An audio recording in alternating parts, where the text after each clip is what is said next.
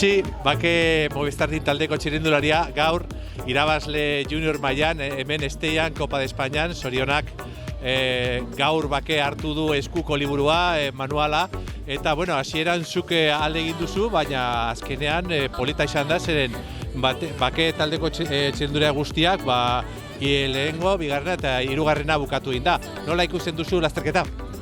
Hasieran bat joan da aurretik eta ikusi dut hori aukera ona zela, orduan beratzetik joan naiz.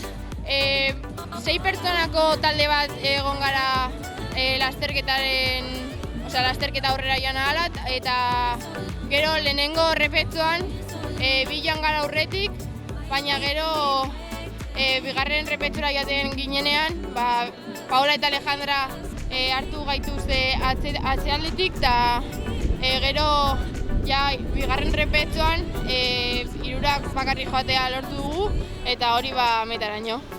Hoxe da, Alejandra Neira eta Pablo Estezekin batera, hirurok sartu zarete helmugan, baina bueno, konta iguzu azken bueltan, 3 minututan diferentzean, zertan zabiltza edo zertan hitz egiten da azken bueltan hiru zuen artean? Irabazteko edo nola egin duzu hartzeko zein den irabazlea? Beraiek esan didaten nik pasatuko nintzela lehenengo ametatik, hori esan didate eta horrela egin dugu. Zorionak ez da, eskerrik asko.